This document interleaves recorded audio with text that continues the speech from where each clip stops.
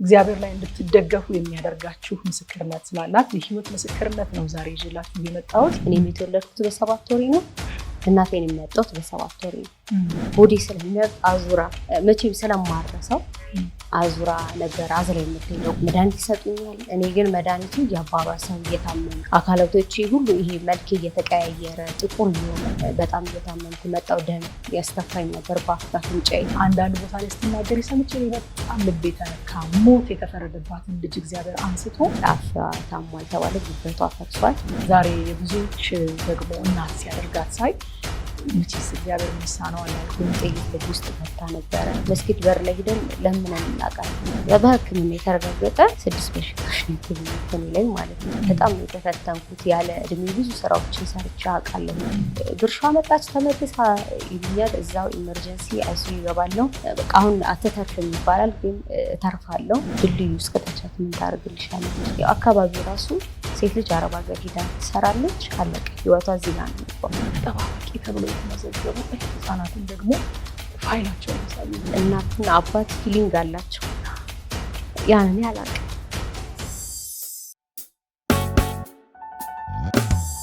ጤና ይስጥልኝ እጅግ የተወደዳችሁ የኒቆዲሞስ ሾው ተመልካቾች፣ ይህ ኒቆዲሞስ ሾው ነው። አዘጋጅና አቅራቢያ ትዕግስት እጅጉ ነኝ።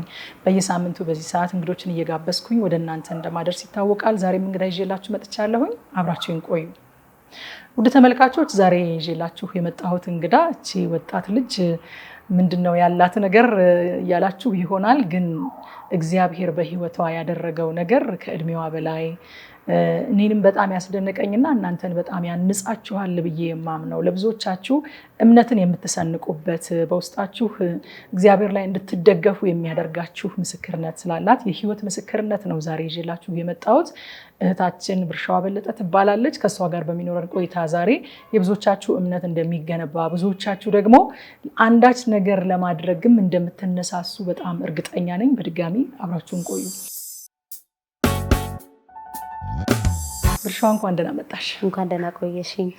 ራስሽን እንግዲህ ለተመልካች ነው የምታስተዋወቂው። ከኔ ጋር እንኳን ስንተዋወቅ ጥቂት ዓመታት አልፈዋል። እግዚአብሔርን ስለ አንቺ እጅግ አድርጌ አመሰግናለሁኝ። እንዲሁ ዝም ብዬ አይቼሽም የምወድሽ ልጅ ነሽ እና እግዚአብሔር በአንቺ እያደረገ ስላለው ነገር ለአንቺ ስላደረገውም ነገር እግዚአብሔርን በጣም አድርጌ አመሰግናለሁኝ። እና እስኪ ራስሽን አስተዋውቂና ወደሚቀጥለው ሀሳብ እናልፋለን። እሺ ትጂ፣ አመሰግናለሁ ስለጋበዝሽኝ። ብርሻዋ በለጠ እባላለሁኝ። እዚሁ አዲስ አበባ ነው ተወልጄ ያደግኩት። እንግዲህ እዚሁ ነው የምኖረው ማለት ነው። ብርሻዋ ዛሬ እንግዲህ በዋናነት የምናነሳው እግዚአብሔር በአንቺ ህይወት ስላደረገው ነገር አውርተን ደግሞ አሁን እየሰራሽ ስላለሽበት እያገለገልሽ ስላለሽበት ስለ ፋኖስ ፋሚሊ የኔ ተመልካቾች መቼም ፋኖስን አብዛኞቹ ያውቁታል። እኔ ራሴ የበጎ ፍቃድ አምባሳደር ሆኜ ጌታ በረዳኝ መጠን እያገለገልኩ ያለሁበት ስፍራ ስለሆነ ያውቁታል። እና የፋኖስ ካንትሪ ዳይሬክተር እንደመሆንሽ ደግሞ ስለ ፋኖስም ጥቂት የምትይን ነገር ይኖራል። ግን መጀመሪያ ጌታ አንቺን እንዴት አድርጎ ሰርቶ እንዴት አድርጎ አድኖ እንዴት አድርጎ ረድቶ ሰውን የምትረጂ ሰው እንዳደረገሽ እሱ ላይ ትኩረት አድርገን እንድንነጋገር እፈልጋለሁኝ። እና ብርሻዋ ከማን ነበር የተወለደችው? የህፃንነት ጊዜዋ የመጀመሪያው አካባቢ ምን ይመስል ነበረ? አንዳንድ ቦታ ላይ ስትናገሪ ሰምቼ እኔ በጣም ልቤ ተነካ። ሞት የተፈረደባትን ልጅ እግዚአብሔር አንስቶ ዛሬ የብዙዎች ደግሞ እናት ሲያደርጋት ሳይ መቼስ እግዚአብሔር ምን ይሳነዋል አልኩኝና እስኪ ከህፃንነትሽን ጀምር፣ እኔ ብዙ ሳልነካካው። እሺ ትጂ፣ ቴዎድሮስ አደባባይ የሚባል አካባቢ ፒያሳ፣ እዛ ነው ተወልጄ ያደግኩት። ያው እንግዲህ በልጅነቴ ነው ወላጅ እናቴንና ወላጅ አባቴን ያጣሁት። ያጣሁበት መንገድ ደግሞ ትንሽ ፔን አለው። አባቴ ክፍለ ሀገር ነው የሚኖረው፣ ወታደር ነው። ግን ደግሞ ከእናቴ ጋር እንደዚህ የትዳር ህይወት የላቸውም። እንዲሁ በአጋጣሚ የተፈጠረ ነገር ነው የኔ መወለድ። እኔ ያው በአጋጣሚ የሌለውም እግዚአብሔር ያሰበው እቅዱ ነው ብዬ ነው ማስበው። እና እናቴም እዛው ፒያሳ አካባቢ አሮጌ ቅራ የሚባል እዛ አካባቢ ነው የምትኖረው። እኔ ተረገዝኩኝ። እናቴ ወደ ዱባይ ሀገር ሄዳ ነበረ። ከዱባይ ግን በጣም ታማ ተመለሰች። እርግዝናው በዛ ጊዜ ነው የተፈጠረው ማለት ነው። ከተረገዝኩ በኋላ ግን እናቴ ትታመም ነበረ። ያው ከሰማሁት ከዛ በ7 ወር ነው የተወለድኩት። 7 ወር ላይ ሲወለዱ ልጆች አሁንም ድረስ ምሰማው ጤና ችግር ያለባቸው ኢሚኒቲ ሲስተማቸው ማነስተኛ ነው ይባላል እና ከተወለድኩ በኋላ የጤና ችግር አጋጠመኝ ማለት ነው። በጣም ነበር የምታመመው። ወዲያውኑ የሙቀት ክፍል ነበር የገባሁት። የበዚያ ሙቀት ክፍል እየተከታተለች ትወጣለች ነበር የተባልኩት። እንደው በጣም መታመም ጀመርኩ። ከሙቀት ክፍሉ ወዲያ መውጣት አልቻልኩም። በቃ ተስፋ አይኖራችሁ፣ ልጅቷ ተስፋ የላትም፣ ከዚህ በኋላ ልትሞት ትችላለች እና ያው ጸልዩን የተባለው በያላችሁበት ተስፋ እንደሌለው ነበር የነገሯቸው ማለት ነው። እና የሙቀት ክፍል ረጅም ጊዜ ቆየሁኝ። ከዛ ግን ወደ ቤት ነው የሄድኩት። እናቴ የምትኖርበት አካባቢ እዛው ቄራ፣ አሮጌ ቄራ የሚባል አካባቢ ከቤተሰቦቿ ጋር ነበር የምትኖረው። በር ተቆልፎባት ማንም አይጠይቃትም። እናቷ የገዛ እናቷ እንኳን ትሪት አታረጋትም፣ ምክንያቱም ትታመም ነበረ። እኔንም ወልዳ በጣም ህመም ላይ ነበረች። ያስላታል፣ ራሷን እንትን ማድረግ አትችልም፣ መንከባከብ አትችልም። በጣም ነበር የምትታመመው እና በር ተቆልፎባት ነበረ። ያው እኔን ይዛኝ ነበረችው። በዛ ላይ አንቺም ታማሚ ነሽ? እኔም ታማሚ ነኝ። ገና አልጠነከርኩም። ከዛ ግን አሁን ከኔ ጋር ያለችው የምታሳድገኝ የአባቴ የቅርብ ቤተሰብ የሆነች አክስቴ ናት። ግን አሁን ለእኔ እናቴ ናት። በጣም ብዙ ዋጋ ስለከፈለች ማለት ነው። እሷ የአባቴ ቤተሰቦች ሊጠይቋት በሄዱ ጊዜ በሩ ተዘግቶ ነበረ። በር ተዘግቶ አንኳኩተው ከፍተው ሲያዩት በጣም ታማለች። በቃ ልጅቷን እኛ መውሰድ አለብን፣ ምክንያቱም እሷም ታማ ልጅቷም ታማ አይሆንም ተብሎ እንደዛ ባሰቡ ጊዜ ነው ኢሚዲየትሊ እናቴ የሞተችው ማለት ነው። ያ ሲሆን ምንድነው 7 ወር ነው የቆየችው። እኔም የተወለድኩት በ7 ወሬ ነው። እናቴን የሚያጣሁት በ7 ወሬ ነው። የእናቴ ቤተሰቦች እኔን ማሳደግ አይፈልጉም፣ አንፈልግም በቃ። ምክንያቱም በጣም የምትታመም ልጅ ናት። እቺ ልጅ ደግሞ ይዘመተም ምንም አታደርግልንም፣ የመኖር ተስፋ የላት፣ ምንም ተስፋ የሌላት ልጅ ስለሆነች እኔ ጋር መኖር አትችልም ሲሉ አክስቴ ወሰደች ማለት ነው። እኔ ያሳድጋታለሁ፣ ከኔ ጋር መኖር ትችላለች ብላ ይዛኝ ሄደች። እሷም ደግሞ የተመቻቸ ኑሮ የላትም፣ እኔን የምታሳድግበት ነገር የላትም። ያው የምትኖርበት ነው እንጂ ሌላ ልጅ ተጨማሪ መጥቶ እኔን ለማሳደግ አቅሙም የላትም ነበረና እዛም ከሄድኩ በኋላ በጣም ነበር የምታመመው። ምክንያቱም የልጅነቶቼ ህመሞች በደንብ ነው ማስታወሳቸው። እዛም በጣም መታመም ጀመርኩ። በቃ የከፋ ህመም ማለት ነው። አባቴ የሚሰራበት የነፃ ሕክምና ይሰጣቸዋል ጦር ኃይሎች ሆስፒታል። ስለዚህ የጦር ኃይሎች ሆስፒታል ነበር ክትትል ማደርገው። እዛ ሲሄድ ምንም ህመሜን አልታወቀም ነበር በሰዓቱ። መድኃኒት ይሰጡኛል። እኔ ግን መድኃኒቱ እያባባሰው እየታመምኩ ሆዴ እያበጠ አካላቶቼ ሁሉ ይሄ መልክ እየተቀያየረ ጥቁር እየሆንኩ ቀላ ያልኩት ልጅ እየጠቆርኩ በጣም ከመታመም የተነሳና ፀጉሬ ብን ይል ነበረ። ከዛ ግን በተደጋጋሚ ይዛኝ ስትሄድ ምንም ለውጥ የለውም። ከዛ በቃ ማዘርም እየተቸገረች አቅም እያጣች መሄድ ጀመረች። አስታውሳለሁ ገንዘብ አተን ሁሉ በእግራችን ሄደን እናውቃለን። እንዲህ ሆዴ ስለሚያብጥ አዙራ መቼም ስለማረሰው አዙራ ነበር አዝላ የምትሄደው ሁላ በጣም ሆዴ ህመም ስላለውና። ከየት ነው በእግራችሁ የምትሄዱት? ካለንበት ከፒያሳ ከቴዎድሮስ አደባባይ ጦር ኃይሎች ድረስ እያረፈን ነው። ከቴዎድሮስ አደባባይ ጦር ኃይሎች ድረስ አዝላ እያዞረች ቀስ እያልኩ እያረፍን እኔ ነበረና ግን ህመም ያልታወቀ በጣም እየታመምኩ መጣው። ደም ያስተፋኝ ነበር በአፍንጫዬ። እንዲህ እያለ ለጎረቤቶች አካባቢ ሰዎች እቺ ልጅማ እንዲህ እየቀጠለች ከመጣችማ ለምን ጥቁር አንበሳ ይዘሻት አትሄጂም? ጥቁር አንበሳ ብትሄድ እኮ ለልጆች ጥሩ ሐኪሞች አሉና እዛ ይዘሻት ሂጂ ተባለ። እሺ ተብላ ይዛኝ ሄደች። እዛ ይዛም ለመሄድ ገንዘብ ያስፈልጋል። አይ ግን በቃ ወረዳ ይጽፍልሻል፣ ቀበሌዎች የትብብር ደብዳቤ ያጽፊና እዛ ይዘሻት ሂጂ ተባለ። እዛ ይዛኝ ሄደች። ወዲያውኑ ምርመራ ነው ያደረጉልኝ። በሕክምና የተረጋገጠ 6 በሽታዎች ነው የተገኙት እኔ ላይ ማለት ነው። ጣፊያ የለም፣ ጣፊያ ታሟል ተባለ። ጉበቷ ፈርሷል። ምክንያቱም የሚሰጡኝ መድኃኒት እኔ መቋቋም አልቻልኩትም። አንደኛ የበሽታ መከላከል አቅሜ ዝቅተኛ ነው። ሁለተኛ የሚሰጡኝ መድኃኒት ጉበትን ይነካል። ሌላ ሪዚስት ማድረግ አልቻልኩም። ምክንያቱም ያ ሁሉ መድኃኒት ያድናታል ብሎ የሚሰጡኝ ነገር ምግብ ይፈልጋል፣ ክትትል ይፈልጋል እና በሰዓቱ ደግሞ ይህ ማድረግ አትችልም። ከዛ ልክ ጥቁር አንበሳ እንደዛ ካሉ በኋላ ደነገጠች። ምክንያቱም ይሄ ሁሉ ነገር ከየት መጥቶ ነው? በቃ ደነገጥ፣ ማመን አቃታት። አሁን ራሱ ስኳር ታማሚ ናት በዛ ድንጋጤ ምክንያቱም አንድ ሊሆን እሺ፣ ይሄ ሁሉ በሽታ እንዴት ነው እኔ ራሱ ትሪት ላደርጋት የምችለው? ምክንያቱም ማበላት ማጠጣት የለም። ብዙ ረሃብ ብዙ ፈተናዎችን ስላየን ቤት ውስጥ ማለት ነው።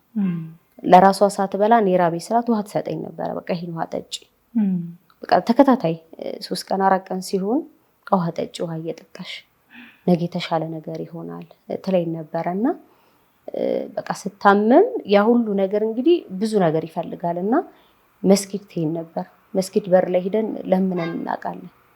ይዛኝ ሄዳ ተሸፋፍና ማለት ነው ሰው እንዳያያት በየአካባቢው ትጠይቅ ነበር፣ ቤተክርስቲያን ላይ ሰዎችን። በዚህ ጊዜ እንግዲህ ቤተሰብ የለም። ምክንያቱም ቤተሰቦቿ ምራቋት፣ ይቺ ልጅ አሁን ምን ልታደርጊያት ነው?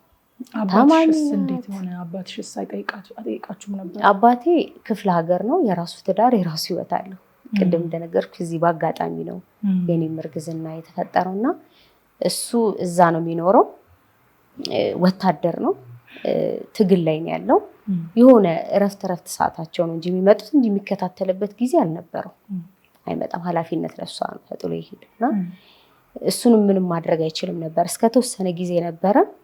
እሱም ደግሞ በውጊያ ጉዳት ደርሶበት ለረጅም ጊዜ ከቆየ በኋላ ነው እኔም ብዙ ሳላድግ ገና ኬጂ ተማሪ ላይ ያለ ያረፈው። ማረፉን የሰማ ነው። ጡረታ ከወጣ በኋላ በጣም ተጎድቶ ስለነበረ ጥይት ልብ ውስጥ ገብታ ነበረ። ያችን ማውጣት ስላልተቻለ ጡረታ ወጥቶ ነበረና ያን ትሪት እያደረገ ነው በመሀል ህይወቱ ያለፈው። ከዛ በኋላ በቃ ምንም ተስፋ ጠፋ ማለት ነው። እሱም የለም፣ እናቴም የለችም። የእናቴ ቤተሰቦች እንኳን መርዳት አይፈልጉም፣ እኔን ማገዝ አይፈልጉም፣ ማየትም አይፈልጉም ጭራሽ። ማስታውሰው ይዛኝ ሄዳ እንኳን እስቲ አንቺ አክስቴን የእናቴ እህት አንቺ እንኳን ምቹን አግዢ ትሄድ ነበረ ማዘርና በሳቱም አትፈልግም። እንደውም ድልድዩ እስከተቻት ምን ታደርግልሻለች ብላታለች። ምክንያቱም አሁን ይቺ ልጅ ምን አድጋ ነው አሁን እንዲህ እየታመመች እንዴት ተስፋሽ ራሷን ቻይ ተስፋ አላት ይቺ ልጅ ነገ የት እንደምትደርስ አላውቅም፣ አሳድጋለሁ፣ የምችለውን አደርጋለሁ ትላት ነበርና ከዚህ ከተቻት ድልድዩ ውስጥ ብላ ታውቃለች። እና በጣም ጥሩ ያልሆነ ጊዜ ነበር ያሳለፍነው። ያደግኩኝም ስመጣ በጣም ነበር የምታመመው። ጥቁር አንበሳ ቤቴ ነው፣ ኢመርጀንሲ ቤቴ ነው። በቃ እዛ ህፃናት ክፍል ላይ የሚሰሩት ሐኪሞች በጣም ነው የሚያውቁ። ብርሿ መጣች ተመልሳ ይሉኛል። እዛው ኢመርጀንሲ አይሲዩ ይገባለሁ። በቃ አሁን አትተርፍም ይባላል፣ ግን እተርፋለሁ። በቃ አሁን አትድንም ይባላል፣ ግን እድናለሁ። እና ብዙ ከኔ ተስፋ አላቸው የምላቸው ልጆች ህይወታቸው አልፎ እኔ ግን ተስፋ ኖሮኝ ከዛ ሆስፒታል ስወጣ ብዙ ጊዜ አይቻለሁ። ዓመት በዓል ሳይቀር በዓላት ሳይቀሩ እዛ ነበር የምንውለው እና በዚህ መንገድ ነው ልጅነቴን ያሳለፍኩት። የሚገርም ነገር ነው በእውነት።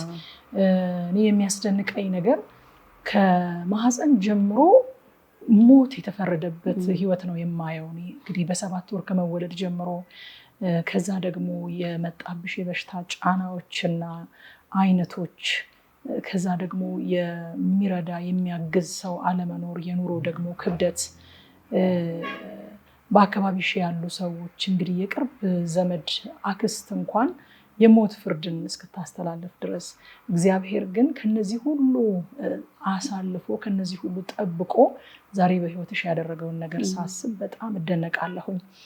እንደው ይህንን ነገር አሁን ዛሬ ካለሽበት ሁኔታ ጋር ስታስተያየው የእግዚአብሔር ዓላማ በአንቺ ህይወት ምን እንደነበረ ታያለሽ? ከዛ ሁሉ ነገር መቼስ ሲያወጣሽ እግዚአብሔር የጌታ ዓላማ እንደሆነና የእግዚአብሔር እጅ በዛ ውስጥ ከአንቺ ጋር እንደነበረች፣ የጌታ ታማኝነት የጌታ መልካምነትና አባትነት እንደሆነ ከዛ ውስጥ ያወጣሽ የተገነዘብሽበት ጊዜ መቼ ነው?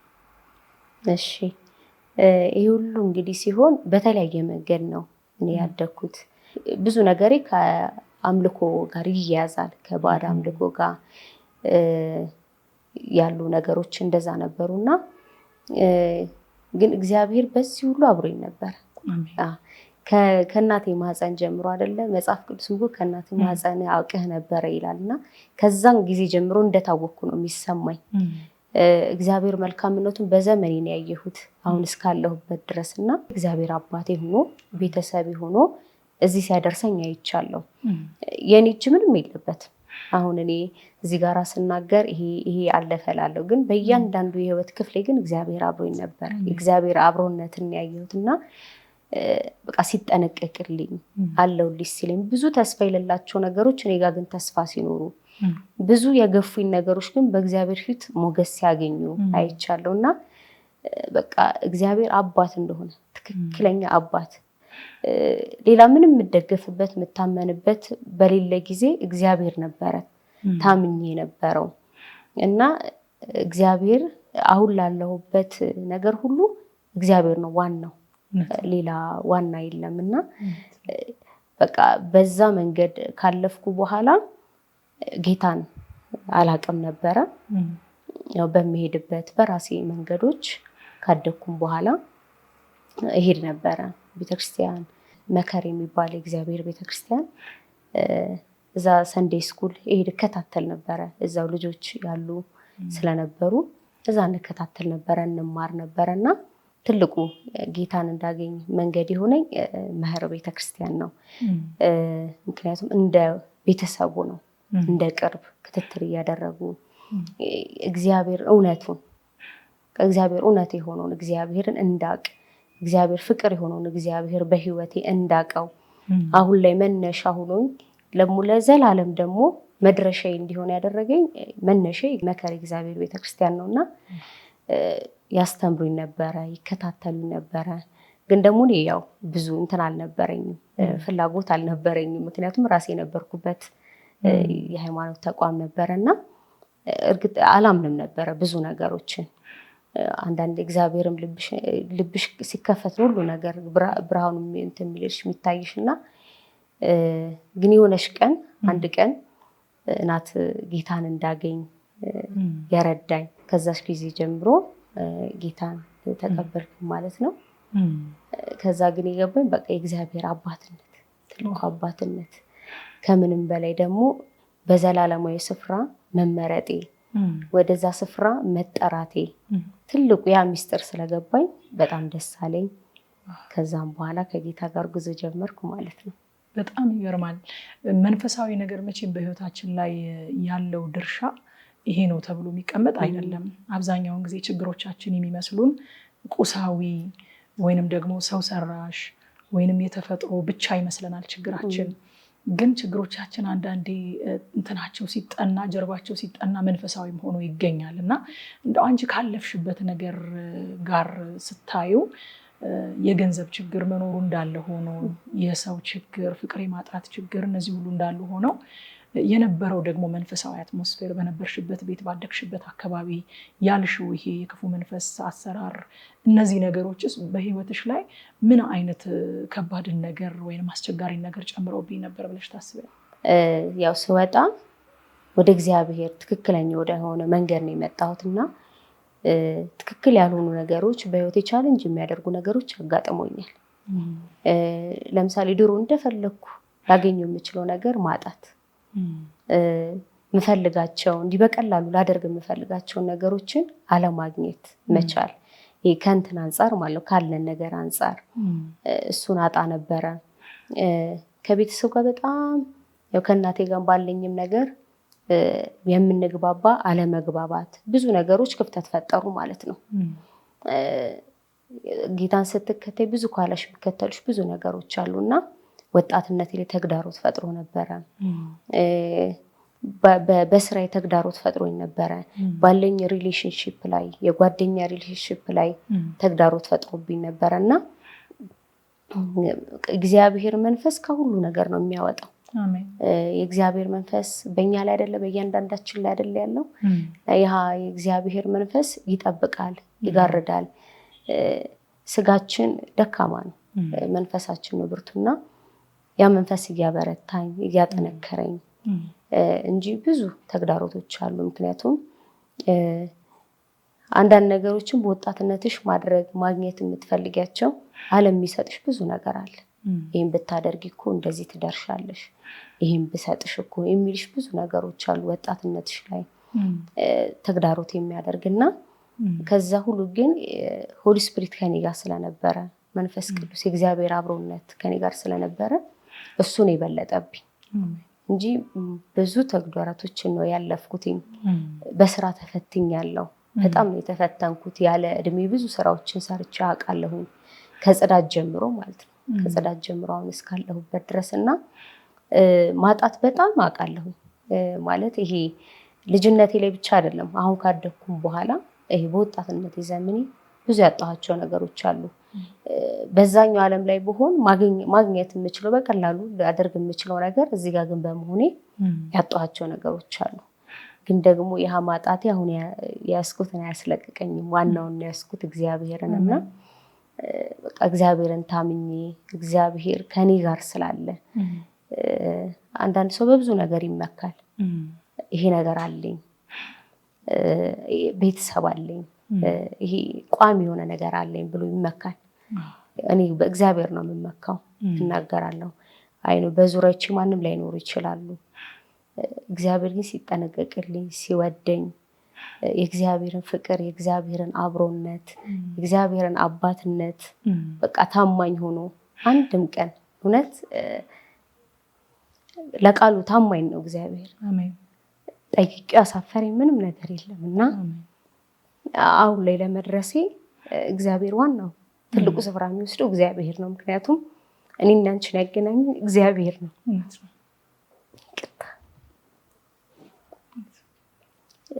የሚሾም እግዚአብሔር ነው። እዚህ ጋር ደርሳለሁ ብዬ አልገምትም። ምክንያቱም መነሾቼ በጣም ከባድ ነበሩ። አሁን አልፋለሁ ብዬ አላቅም። የታቂ እንደሆነ ልጆች አሉሽ፣ እናትና አባት ፊሊንግ አላቸው። ያን እኔ አላቅም። ግን እግዚአብሔር በቃ ፍቅር ሆኖ አባት ሆኖ ምንም እንዳይጎልብኝ ትልልቅ ሰዎችን እንዳገኝ እድልን ፈጥሮ እዚህ ላይ ሳይቆመኝ እድል ነው ለኔ ትልቅ እድል ነውና በጣም እግዚአብሔርን ማመስገን ፈልጋለሁ። ሁሉም ክብር ለእግዚአብሔር ነው የሚሆነው። እኔ ዛሬ ላይ እዚህ የሚደርሰው ሌሎች ከኔ ኋላ ያሉ ወጣቶችን ልጆችን በዚህ መንገድ እንዲያልፍ ነው። በቃ እግዚአብሔር የሁሉም አባት ነው፣ ለሁሉም ፍቅር ነውና ይህንን ያየሁት እንጂ ጌታ ታማኝ ነው። እውነት ነው። እኔ ለመጀመሪያ ጊዜ ፋኖስ ስመጣ ውሃ እየጠጣሽ ለመጀመሪያ ጊዜ ፋኖስ ስመጣ ሁሉም ሰው የሚሰማው ስሜት ነው የተሰማኝ። በመረዳት ላይ ስላሉ ልጆች አቶ አብርሃም ነገረኝና ከዛ በኋላ ደግሞ ተጠባባቂ ተብለው የተመዘገቡ እልፍ ህፃናትን ደግሞ ፋይላቸውን አሳየኝ። እነዚህ ሁሉ ተመዝግበው ከየክፍለ ከተማው ተረጋግጦ በቀበሌ ችግረኞች መሆናቸው ተረጋግጦ ከየወረዳው እርዳታ እንደሚያስፈልጋቸው ታምኖበት ግን ስፖንሰር እስኪመጣ ድረስ በተጠባባቂ የተቀመጡ ልጆች ናቸው ብሎ አሳየኝ እና እኔ ማስታወቂያ ሰራተኛ አይደለሁም፣ አርቲስት አይደለሁኝም። ግን ለፋኖስ ሰዎች እገዛ እንዲያደርጉና በእነዚህ ልጆች ህይወት ላይ ኮንትሪቢዩት እንዲያደርጉ ለመጀመሪያ ጊዜ የሰራሁት ቪዲዮ ላይ ተናግሬያለሁኝ። የችግሩን ጥልቀት ስመለከት ተስፋ መቁረጥ ነው የገባብኝ መጀመሪያ። ከዛ በኋላ ግን አንቺን አሳየኝ፣ ያንቺን የልጅነት ፎቶ አሳየኝ። ፋኖስ ስትመጣ እንደዚህ ነበረች አለኝ። አሁን ደግሞ እንደዚህ ናት፣ ይሄንን ቢሮ የምታስተዳድረው እሷ ናት ብሎ ሲያሳየኝ እቺ ልጅ እዚህ ጋር መድረስ ከቻለች፣ አንድ ደግ ሰው አግኝቷት እቺ ልጅ እዚህ ጋር መድረስ ከቻለች ከጌታ ጋር እያንዳንዳችን አንዳንድ ሰው እንኳን እዚህ ጋር ማድረስ እንችላለን ማለት ነው ብዬ የበጎ ፈቃድ አምባሳደር ለመሆንም ከፋኖስም ጋር ለመስራትም ለውጥ ማምጣት ይቻላልም የሚል ብርሃን እንዳይ እግዚአብሔር አንቺን የተጠቀመው ያንቺን ህይወት አይቼ ነው፣ አንቺን አይቼ ነው። አንቺንና ያንቺን ጓደኞች እዛ ውስጥ የሚሰሩ ሌሎችም ልጆች አሉ፣ እነዚህ ሳይነሽ አሉ። እነሱን አይቼ ነው ለካ በሰው ህይወት ላይ እኛ ትልቅ የምንለውን ነገር ሳናደርግ ለውጥ ማምጣት ይቻላል ብዬ እንዳመን ያደረገኝ አንቺ ህይወት ነውና ወደ ፋኖስ እንዴት መጣሽ? ፋኖስ ስትመጪ የነበርሽበት ሁኔታ ምን ይመስል ነበረ? ከፋኖስ ጋር ያለሽ ግንኙነት እንዴት ጀመረ? እስኪ ስለ ፋኖስ እና ስለ አንቺ ንገሪኝ ደግሞ። ፋኖስ እንግዲህ ስጀምር ከልጅነቴ ነው ከፋኖስ ጋር ቆይታ የነበረው። ኬጂ ተማሪ እያለሁኝ 4 ዓመት 5 ዓመቴ ላይ ወደዛ እድሜ አካባቢ ላይ ነው ፋኖስን ጆይን ያደረኩት። ጆይን ሳደርግ እንግዲህ ስፖንሰር ነበረኝ እዛ የሚያግዘኝ በሚያስፈልገኝ በትምህርት ቁሳቁስ በእያንዳንዱ ነገር ክትትል የሚያደርግ አንድ ስፖንሰር ነበረኝ። በዛ መንገድ ፋኖስ ጆይን አደረኩ ማለት ነው። እንግዲህ ፋኖስ ጆይን ካደረኩ በኋላ የሚያስፈልጉኝ ነገሮች ሁሉ ይሟላሉ በአቅማቸው በቻለው መንገድ ማለት ነው። ከዛ ትልቁ ነገር ግን ይሄ ቤተሰባዊነቱ ነው እኔ ጋር የቆየው። ሰው አለኝ፣ የሚያግዘኝ ሰው አለ፣ አይዞሽ ምለኝ ሰው አለ። ምክንያቱም እግዚአብሔር ሲወድሽ ሰው ይሰጥሻል እና ሰውን የተሰጠን እዛ ያለነው ቤተሰቦች አብዛኞቻችን ፋኖስ የሚያስብልን አለንላችሁ፣ ተስፋ አላችሁ፣ ነገ ብርሃን ነው፣ ዛሬ የጨለመው ነገር ሁሉ ነገ ደግሞ ወደ ብርሃን ይወጣል፣ ዛሬ ተግታችሁ ተማሩ፣ ራሳችሁን ጠብቁ የሚል ምክራቸው ትልቅ ነበረ ለእኛ ከሚሰጡ ባሻገር ማለት ነው። ምክንያቱም ማንኛውም ሰው ይሰጥሻል እኮ መጥቶ 10 ብር 20 ብር ያለውን ነገር ይሰጥሻል። ግን ደግሞ ትንሽን ተስፋሽን አያለመልመውም። ገንዘብ ነው አሁን ያለችዋን ነገር ነው ከቨር የሚያደርገው። ግን ደግሞ አለንላችሁ እኛ ከጎናችሁ ነን የሚል ተስፋ ደግሞ በብዙ ዘንድ የለም። በርቱ የሚል ሰው ብዙ ዘንድ የለም እና ፋኖስ ላይ አልነበር የምናገኘው። ስፔሻሊ እኔ የልጅነት አስተዳደጌም ሰው የለም ሰው በሌለበት ነው ያደግኩትና በዛን ሰዓት ሰው በሌለበት ሰዓት ፋኖስ መጥቶ አለንልሽ በርቺ ዛሬ ይሄ ያልፋል የሚለኝ ሰው ሳገኝ በጣም ትልቅ ደስታ ነበር ለኔ። ኢቭን እንኳን መጥቶ እንደዚህ የሚነካኝ ሰው ለኔ ትልቅ ዋጋ አለው እና ያን ዋጋ ነበር የማየው። አለ ለካ ሰው ነገን የሚጠብቅ ሰው አለ ለካ ነገ ትልቅ ደረጃ ደርሼ ተመርቄ ለካ የሚናፍቅ ሰው አለ ማለት ነው።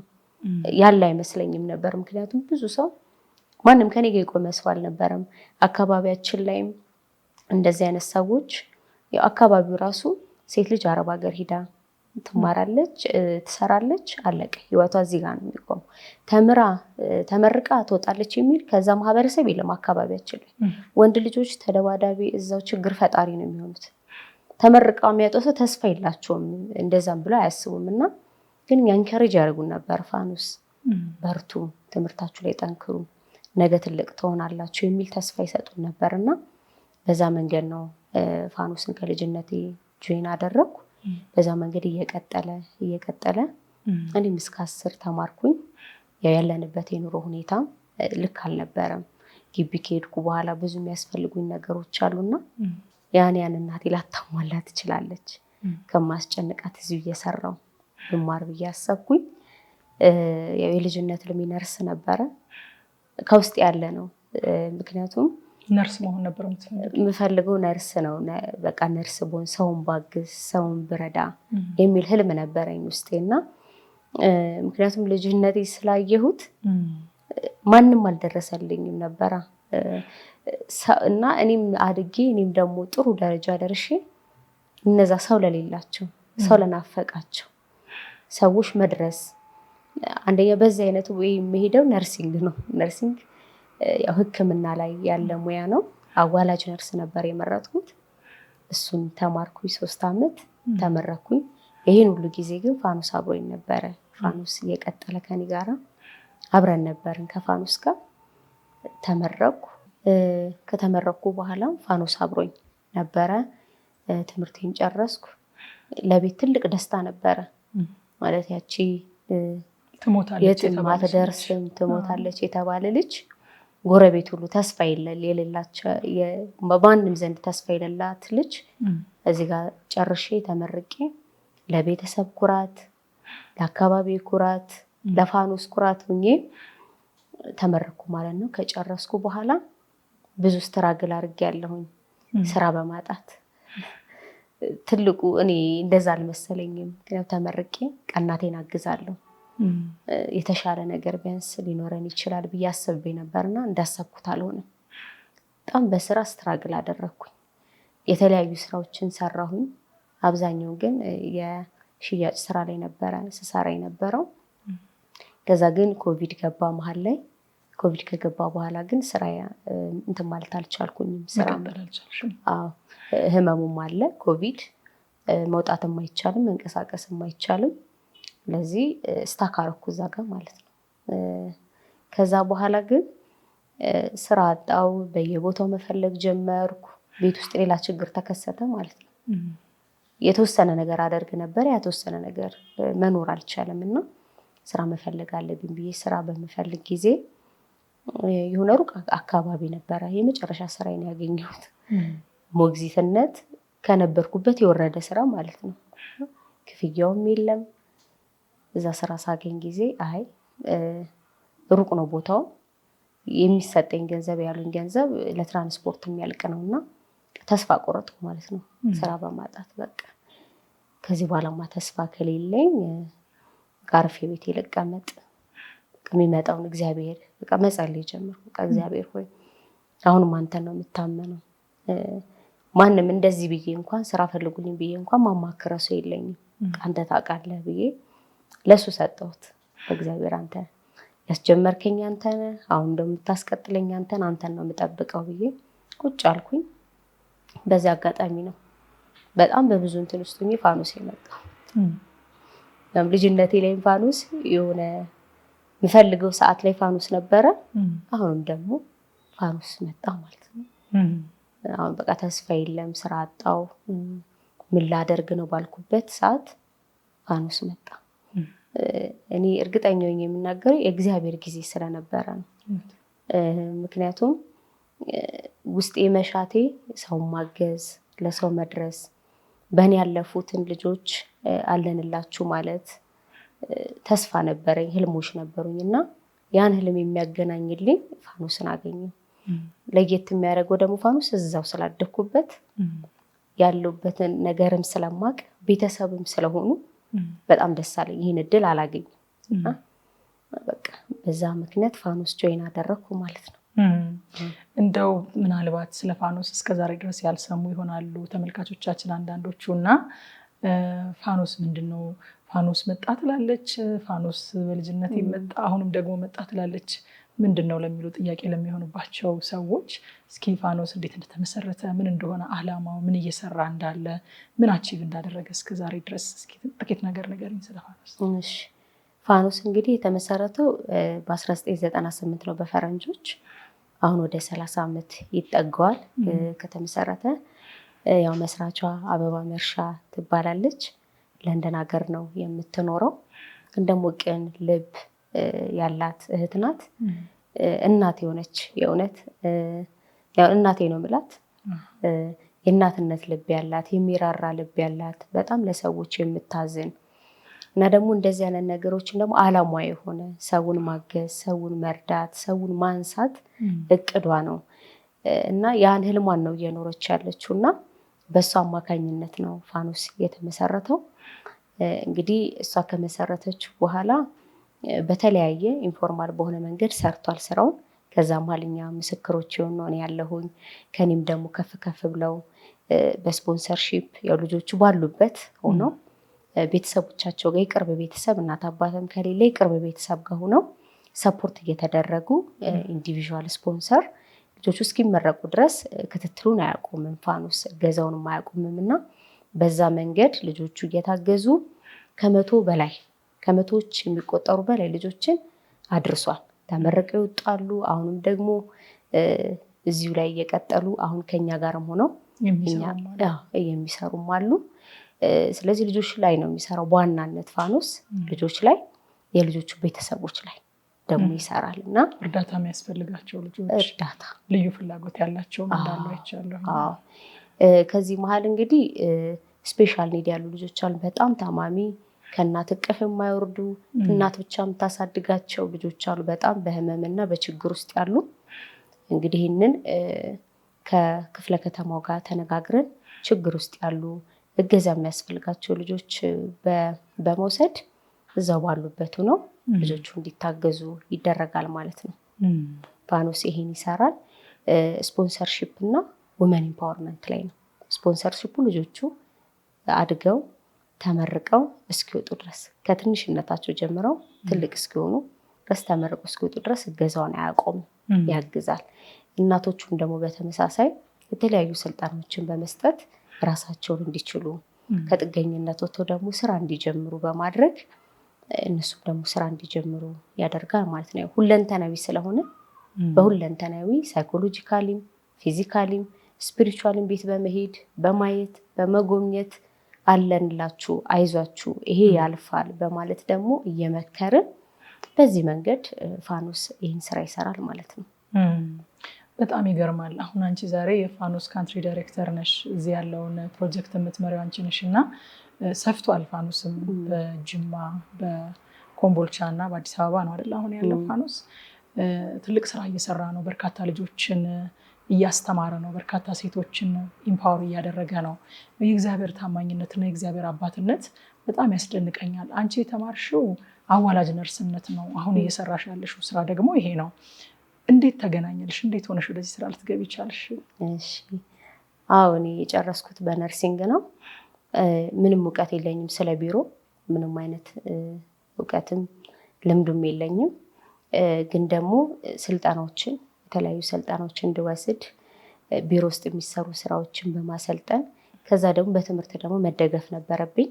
ማኔጅመንት እንማር እዚሁ የፋኖስ ቤተሰብ የሆነች እህት አስተምራኝ እንደገና እዚሁ የከፍላ 3 ዓመት ተምሬ ዲግሪን ይሻለው በማኔጅመንት። ከዛ በኋላ ግን ያው ከቢሮ ከሚፈልገው የስራ ሂደት ጋር ስለሚሄድ በዛው በማኔጅመንት ጨርሼ የተለያዩ ልምዶችን ወስጄ በዋናነት ፋኖስ ምንድነው ይሄ ከትምህርቱ ይልቅ ልብ ይፈልጋል። እንደዚህ አይነት ስራዎች ብዙ ልምድ ያለው ብዙ የወረቀት ስራ የሚሰራ ሳይሆን ልብ ነው፣ ፓሽን። ቅድሚያም ደግሞ የፋኖስ ቤተሰቦች ፋኖስ ውስጥ አላማውም ይሄ ነው። ፋኖስ ምንድነው እዛው ያደጉ ልጆች ድርጅቱን ራን ማድረግ አለባቸው የሚል ህልም ነው ያለው። ድርጅቱን መቆጣጠር ያለባቸው እዚህ ያደጉ። ምክንያቱም እኔ ጋር ያለውን ፓሽን የተማረው ከፓሽን ጋር ብታያይዥ እኩል አይመጣም። እኔ ያለፍኩበትን አውቀዋለሁ፣ ህመሙን አውቀዋለሁ፣ ችግሩን አውቀዋለሁ እና ፋኖስን ለማገዝ ክፍት ነው ልቤና በዛ መንገድ ቴክኒካሊ በሆነ መንገድ መማር ያለብኝን ተምሬ ደግሞም ደግሞ ልቡን ፓሽኑን ይዤ ደግሞ እዛው ቀጥላለሁ ማለት ነው።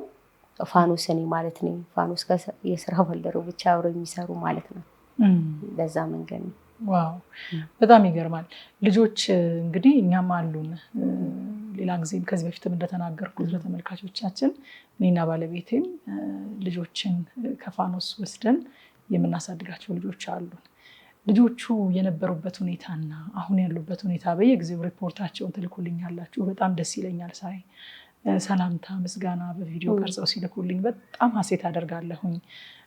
የነበሩበትና አሁን ያሉበትን ሁኔታ ስታዩ እንደው አንድ ጊዜ ስታጫውቱኝ በትንሽ በሽታ በትንሽ ነገር ሊታከም በሚችል በሽታ ታመው ትምህርት ቤት እንዳይሄዱ እንደ ልጅ እንዳይጫወቱ ዲስፈንክሽናል ሆነው እንዲቀመጡ ሆነው የነበሩ ልጆች ጥቂት እርዳታን አግኝተው ግን እንዴት ህይወታቸው እንደተቀየረ ስታጫውቱኝ በጣም ነበር ልቤ የተነካውና እስኪ ሰክሰስ ስቶሪዎችን ንገሪኝ ስለ ፋኖስ ካንቺ ደግሞ በተጨማሪ ሌሎች ልጆች ህይወት ላይ የሆነውን ነገር።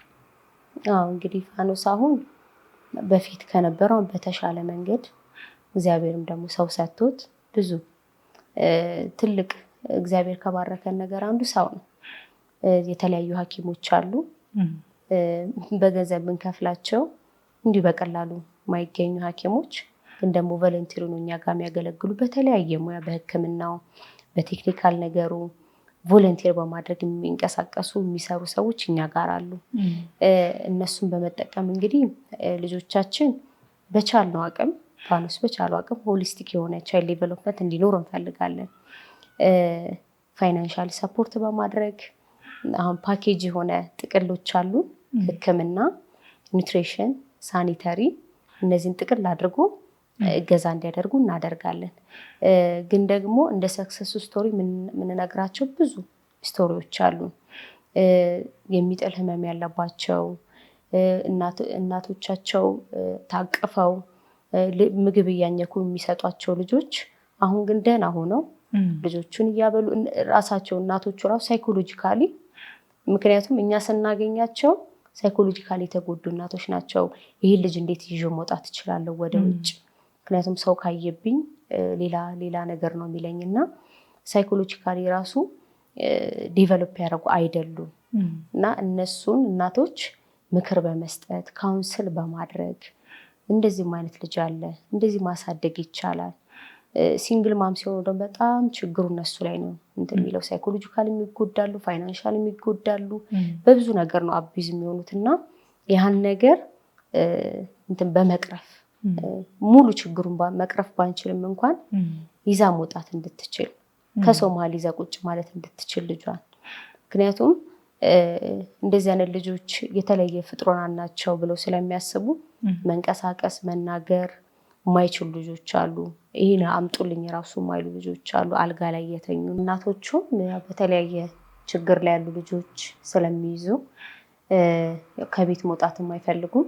ስለዚህ ሳይኮሎጂካሊም ሜንታሊም እና ደግሞ ፊዚካሊም ደግሞ እነሱን ትሬን ማድረግ አለብን። አለንላችሁ አይዟችሁ ማለት ስላለብን ያው ደግሞ ልጆቻቸውን ይዘው እንዲወጡ ቤት የተቀመጡ ለካ ሰው አለኝ አሁን እንደዚህ አይነት ልጅ ቢይዝም ምንም አይደለም የሚል ነገር እንዲኖር ሐኪሞቹም ትልቁን ስራ የሚሰሩት ይሄንን ነው እና በብዙ መንገድ በወሊድ መንገድ የተጎዱ እናቶች አሉ። ሳይኮሎጂካሊ ባሎቻቸው እንደዚህ አይነት ልጆች ሲኖራቸው ጥሏቸው ይሄዱ አሉ እና ይሄን ነገር ፋኖስ ይሰራል። ያው እንደ ማሳያ እንዲሆን አንድ ልጅ አለችን እንዲህ ሕክምና ላይ ታማሚ ሆነች። እንዳጋጣሚ ሆኖ ፊልድ ቪዚት ስንሄድ ያው በየጊዜው ቤት ለቤት እንሄዳለን፣ ጉብኝት እናያቸዋለን። ያው በዚህ አጋጣሚ እሷን ለማየት ስንሄድ አንደኛ የሚኖሩበት አካባቢም ይሄ ጨረቃ ቤት የሚባል አካባቢ ነበረና በጣም ረጅም ነው። ስራ ባልደረባዬ ጋር ነበር ሄድኩትና በጣም ረጅም ነው። ተራራ ላይ ነው፣ ጫፍ ነው። በጣም ደክመን የደረስነው ለኑሮ አመቺ ያልሆነ አካባቢ ነው እና ከሄድን በኋላ ደግሞ አንድ እናት አንድ ልጅ ያሉበት ቤት ነበር ሄድነው። እናትየዋ ይሄ አይምሮ ችግር ነበረባት። ምክንያቱም ልጇ ታማሚ ስለሆነች አሁን የምንለው ዳውን ሲንድሮም የሚባል ህመም ነው የያዛት እና እሷ ግን አታውቀውም ህመሟን። ታስቸግራታለች። እንደ ማንኛውም ልጅ አይደለችም ልጅቷ፣ ልዩ ፍላጎት የሚያስፈልጋት ነው እና የእሷን ነገር ማሟላት ባለመቻሏ፣ ትምህርት ቤት መግባት ባለመቻሏ ብዙ የማህበራዊ ቀውስ ላይ ነበረች፣ የጤና ችግር ላይ ነበረች። አይምሯ ሰላም አልነበረም እና ያን አይተን ከወረድን በኋላ በጣም ነበር የተረበሽ ነው። እቺ ሴት በምን ማገዝ እንችላለን ብለን አሰብን። ሕክምና ላይ ስናይ ዳውን ሲንድሮም እንዳለባት አወቅን። ከዛ ግን አንደኛ ያደረግነው ነገር እናትየዋ ሰላም የምትሆነው ልጅቷ ትምህርት ቤት ስገባ ነው። ትምህርት ቤት ደግሞ እንደዚያ ልዩ ፍላጎት ያለበት ትምህርት ቤት ነው እንጂ ማንኛውም ትምህርት ቤት መግባት አትችልም እና ያን ደግሞ ክፍያ የሚጠይቁ ትምህርት ቤቶች አሉ ለዳውን ሲንድሮም እና እሱም አቅም የላትም ነበረ። ሰዎች ሴትዮ ማህበራዊ ቀውስ ላይ ናት፣ ስራ የላትም። ምክንያቱም ልጅቷን ይዛ ልጅቷ እንደ ማንኛውም ልጅ ቁጭ ብላ የምታይ አይደለች፣ የምትጫወት አይደለች፣ በጣም ታስቸግራታለች እና እሱ የጤና ችግር ማጋጠማት የአይምሮ እና ከዛ ግን ፋኖስ ያደረገው መፍትሄ ልጅቷ ትምህርት ቤት እንድትገባ ማድረግ ነው። ፋኖስ ከሚሰጣት ውጪ ትምህርት ቤት እየከፈልን ልጅቷ እንድትማር አደረግን። አሁን እናቴ በጥሩ ፈገግቷን ሁሉ ስንኛ ደስ ነው የሚለን። በጣም በብዙ ለውጥ ያኔ ያየናትና አሁን ስናያት በጣም ፈገግታዋ፣ ተስፋዋ ልጅ ትምህርት ቤት ደርሳ ትመጣለች ብላ የሚለው ራሱ ሜንታሊቷ መቀየሩ፣ አካባቢ ካሉ ሰዎች ጋር በሰላም በፍቅር መኖሯ ትልቅ ለውጥ አመጣ። ፋኖስ ያንን ነው ማድረግ የሚፈልገው። አንድን ቤተሰብ ዝም ብሎ አገዝናችሁ ሳይሆን ያለባቸውን ችግርም ሸክምም የተወሰነ እያመጡ እኛ ላይ እንድንመካከር እንድንደጋገፍ ነው ዋነኛው ዓላማው እና ይቺ እናት ማሳያ ትሆናለች። አሁን ላይ ልጇ ትምህርት ቤት ትሄዳለች፣ ለልጇ የሚያስፈልገውን ነገር ያደርጋል ፋኖስ። ስፖንሰሩ ከሚያደርገው ውጭ ነው ይህ ሁሉ የሚሆነው። እንግዲህ ሰው ተኮር ስለሆነ ማለት ነው። አንድ እናት በቃ ተቸግራለች ይበቃል አይልም። ምንችለውን እናደርጋለን። የሚቻለውን እኛ ባለን አቅም መሄድ እንችላለን እና ብዙ እንዳንራመድ ያደረጉን ነገሮች አሉ፣ ግን ደግሞ አቅማችን በፈቀደው እናደርጋለን። ይቺ ልጅ ማሳያ ናት እንጂ ብዙ ታሪኮች አሉ ፋኖስ ውስጥ። ቤተሰቦቻቸው እናት ብቻ የምታሳድጋቸው በብዙ መከራ ውስጥ ያሉ እናቶች አሁን ግን ወጥተው ራሳቸው እየሰሩ ከዶሮ ተነስተው በሬ ላይ የደረሱ ስናይ በጣም ነው የምንበረታው። ስራ ሲጀምሩ በዶሮ ታስጀምሯቸዋላችሁ? እንደዚህም ለማሳያ እንዲሆን ከቅድም ከልጆቹ አንጻር ነው ከስፔሻል ኒድ ካላት አንጻር ነው ያወራሁት። ከእንትን ደግሞ ከእናቶች ደግሞ ሰክሰስ ስቶሪ ብለን የምናነሳቸው እናቶች አሉ። አንድ እናት እንዲሁ ቤት ለቤት ጉብኝት ስናደርግ መንቀሳቀስ፣ መራመድ፣ መናገር የማትችል ልጅ ነው በጤና ችግር ምክንያት ወልዳ ልጅቷ መንቀሳቀስ መራመድ ይሄን ፈልጋለሁ የምትል ልጅ አይደለችም። ያቺ ልጅ ቤት ሄደን ነበር ያየነው። እናትየዋ በጣም በብዙ ችግር ቤቷ ፈርሶ በማዳበሪያ ነበር የምትኖረው የመጀመሪያ ያየናት ጊዜና አናገርናት። ለልጅቷ ማድረግ ያለብን ሰፖርት ማድረግ ያለብን ያው ልዩ ፍላጎት ስለሚያስፈልጋት በኒውትሪሽንም በሚያስፈልጋት ነገር ሁሉ ድጋፍ እያገኘች ግን ደግሞ እናትየዋ ሞራል አላት መስራት ፈልጋለሁ፣ ራሴን ከዚህ በተሻለ ኑሮ ራሴን ማሻሻል ፈልጋለሁ የሚል እንትን ነበራት፣ ራዕይ ፍላጎት ነበራት። እና እንደዚህ አይነቶቹን ደግሞ እናቶች ስልጠና በመስጠት ብዙ ስልጠናዎች አሉ እኛ ጋር ቮለንቲሩን የሚያገለግሉ ስልጠናዎችን በመስጠት ከዚህ እንግዲህ አንዷ እናት እቺ ተጠቃሚ ሆና የብድር የስራ ማስኬጃ ብድር ተመቻችቶላት በዶሮ ነው የጀመረችው። ዶሮ አድጎ አሁን በሬ ላይ ነው ያለችው። ዶሮዎችን እያረባች እንቁላል የሚጥሉትን እያደረገች አሁን በሬ ላይ ደግሞ ትሰራለች ማለት ነው፣ እያመጣች እየሸጠች። አሁን የሷን ህይወት ስናይ መጀመሪያ የነበራት ኑሮ አሁን የነበራት ኑሮ ሁለት አይነት ነው። ምንም የሚገናኝ ኑሮ አይደለም። ቢያንስ አሁን ልጇን ማብላት ትችላለች፣ ለልጇ ወተት ተከራይታ ማጠጣት ትችላለች፣ ቤቷን ጥሩ አድርጋ ሰርታ መኖር ትችላለች። እና ፋኖስ እንደዚህ ያሉትን ማውጣት ይፈልጋል። እናቶች ላይ ልጆች ላይ በተሻለ መንገድ መስራት ይፈልጋል እና በዚህ መንገድ ነው ፋኖስ እየሰራ ያለው። ከዚህ በኋላስ ምን የታሰበ ነገር አለ? አሁን እስካሁን ድረስ ፋኖስ የመጣበትን መንገድ አይተናል እና አሁን ከዚህ በኋላስ እንደው እንደ ጌታ ፈቃድ እንደ እግዚአብሔር እርዳታ ደግሞም እንደ ቅን ሰዎች እገዛም ጭምር ፋኖስ ወዴት ነው እየሄደ ያለው? አሁን ደግሞ ነገ ትልቅ ፕሮግራም አለ አይደለም? የኦንላይን ገቢ ማሰባሰቢያ ፕሮግራም አለን እና እስኪ ስለሱ ትንሽ ነገር ንገሪኝ። ፋኖስ እንግዲህ አላማው አሁን ካለው በተሻለ መንገድ መድረስ ይፈልጋል። ልጆች ላይ ትኩረት አድርጎ በተለይ ደግሞ የምንለው አንድ አባባል አለ፣ ስፖንሰርሺፕ ፕላስ ውመን ኢምፓወርመንት ፋሚሊ ኢምፓወርመንት ነው የምንለው እና ፋሚሊው ካልታከመ ምንም ማድረግ አንችልም፣ ፋሚሊው ካልታገዘ ምንም ማድረግ አንችልም። እና ፋሚሊውን ማገዝ፣ ወጣቶች ኢምፓወር ማድረግ ያሉን ወጣቶች ያው ከተመረቁ በኋላ ያሉትን ወጣቶች ኢምፓወር በማድረግ በራሳቸው የስራ ፊልድ እንዲገቡ ማድረግ እና ደግሞ ልጆችን በተሻለ መንገድ አሁን ከምናደርገው በተሻለ መንገድ ማገዝ እንፈልጋለን። እና ለዛ የሚሆን ነገ የምናደርገው በአመት አንድ የምናደርገው የፈንድራይዚንግ ፕሮግራም አለን ፋኖስ የሚያደርገው። አሁን ግን በተለየ መንገድ ብዙ ስራዎችን ፋኖስ ሰርቷል። ብዙ የተጮህለት ብዙ የተነገረለት ተቋም አይደለም። ስለዚህ አንደኛም ፕሮሞሽን እንዲሆን፣ ሁለተኛ ደግሞ የገቢ ማሰባሰቢያ እዚህ ከምንሰራው ክፍለ ከተሞች ሰፋ አድርገን ክልሎች ላይም ሰፋ አድርገን መስራት፣ ስፖንሰርሺፕ ላይ ውመን ኢምፓወርመንት ላይ በሰፊው ፋኖስ የራሱ የያዛቸው ስራዎች አሉና ያን ስራ ለማስኬድ በጀት ይፈልጋል፣ አንዳንድ እገዛዎች ይፈልጋል፣ ሰፖርት ማድረግ ይፈልጋል። እና ይህን የሚሰሙ ታዳሚዎቻችን ነገ የምናደርገው ትልቅ የፈንድራይዚንግ የኦንላይን የፈንድራይዚንግ ፕሮግራም አለን። ይህም የፈንድራይዚንግ ፕሮግራም የሚደረገው በፋኖስ ዩቲዩብ ቻናል ነው። እዛ ላይ በመገኘት የራሳቸውን አስተዋጽኦ እንዲያደርጉ፣ እንዲያግዙ፣ እንዲያበረታቱ፣ ቤተሰብ ደግሞ እንዲሆኑ የፋኖስ ቻሪቲን መልእክቴ ነው ማለት ነው። ለዚህ ፋኖስ ይሄ ነው እቅዱ፣ ህልሙ ማለት ነው። እኔም እንደው ከፋኖስ ጋር አብሮ እንደሚያገለግል ሰው መጨመር የምፈልገው ነገር በቤታችን ሆነን ስራችንን እየሰራን ሌላ ኮሚትመንት ውስጥ ሳንገባ ካለን ጥቂት መቆረስ እንዲሁም ደግሞ ፍቅር በመስጠት ቅድም ስትናገሪ በጣም ነው ልቤ የተነካው። የሚነካኝ ሰው ራሱ ያልሹ ማለት ነው። እኛ ምናልባት ፍቅር በተረፈበትና እናት አባት ሁሉም ነገር ፋንክሽናል በሆነበት ቤተሰብ ውስጥ ስላደግን ምንም ላይመስለን ይችላል።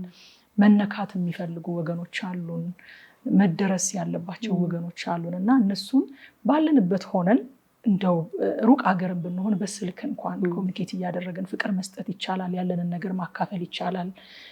ከዛም ባሻገር ደግሞ እስኪ ጠይቁን ስለ ፋኖስ ምንድን ነው፣ ማን ነው እየሰራ ያለው ስራ ምንድን ነው፣ እንዴትስ ነው እኔ የዚህ አካል መሆን የምችለው የሚለውን በዚህ በአጭር ሰዓት መናገር ስለማንችል ስክሪኑ ላይ በምናስቀምጥላችሁ አድራሻ እንድትጠይቁ፣ እንድታበረታቱ፣ የዚህ በጎ ዓላማ አካል እንድትሆኑ እኔም የበኩሌን ጥሬን ማስተላለፍ ፈልጋለሁ። ነገ ጥቅምት 30 ከምሽቱ 1 ሰዓት ጀምሮ እስከ 6 ሰዓት ድረስ የሚቆይ በፋኖስ ዩቲዩብ ቻናል የሚደረግ የፈንድሬዚንግ ኦንላይን ፈንድሬዚንግ ፕሮግራም አለ። እዛ ላይ እንድትሳተፉ እኔም ጋብዛችኋለሁኝ። ሊንኮቹን በእኛም ሚዲያ ሼር እናደርጋችኋለን። እዛም ላይ ታገኙታላችሁ። የተዘጋጁ ልቦች ሁሉ እንግዲህ ነገ ይህንን የእግዚአብሔርን ሀሳብ አይደለ ያዕቆብ እኮ ይሄ ንጹሕ አምልኮ ነው ይለዋል። ወላጅ የሌላቸውን ልጆችና ባልቴቶችን በችግራቸው መጠየቅ ንጹሕ አምልኮ፣ ነውር የሌለበት አምልኮ ነው ይላልና ወደዚህ አምልኮ ነው የምንጋብዛችሁ። ነውር ወደሌለበት እግዚአብሔር አሽትቶት ደስ ወደሚሰኝበት ወደዚህ አምልኮ እንጋብዛችኋለን። በትውልድ ላይ በሀገር ላይ እንዲሁም ደግሞ የእግዚአብሔርን ልብ በመካፈልም ጭምር አሻራችሁን እንድታሳርፉ እኔም ጋብዛለሁኝ። መልዕክት አለሽ የመጨረሻ ልባት ማመስገን የምትፈልጊው? ያው ማመስገን የምፈልገው እግዚአብሔርን ነው። ትልቁ እዚህ ላይ ዛሬ እኔና አንቺን ያገናኘን እግዚአብሔር ነው እና እግዚአብሔርን ማመስገን እፈልጋለሁ። ብዙ አባትነቱን፣ ብዙ ምሕረቱን፣ ብዙ ቸርነቱን አይቼ ነው ዛሬ ላይ የቆምኩትና ትልቁን ሪዋርድ የሚወስደው እግዚአብሔር ነው። በጣም ማመስገን እፈልጋለሁ። ሁለተኛ እናቴን በጣም ብዙ ዋጋ ከፍላ ብዙ ማድረግ የሌለባትን ሁሉ አድርጋ ዛሬ ላይ ስላቆመችኝ ከእግዚአብሔር በታች እሷን አመሰግናለሁ። ፋኖስ ፋሚሊ በጣም እንደ ቤተሰቤ ነው። ፋሚሊ ዝም ብዬ ለማለት አይደለም እና ትክክልም ደግሞ ህይወቴ ላይ ገብቶ ብዙ ነገሮችን ያደረገ ቤተሰቦቼ ናቸው። ውጭም ያሉ አገር ውስጥም ያሉ በጣም አመሰግናለሁኝ። መከር ቤተክርስቲያንን አሁን ላይ እግዚአብሔር ፍቅር ኖሮኝ እግዚአብሔርን አውቄ በትክክለኛው መንገድ እኔ በማውቀው መንገድን ያሳየችኝ መከር ቤተክርስቲያናት በጣም አመሰግናለሁ። ሲጂ እንግዳ አድርገሽ ስለጋበሽኝ በጣም አመሰግናለሁ። በጣም ነው የምወድሽ፣ በጣም አከብርሻለሁ።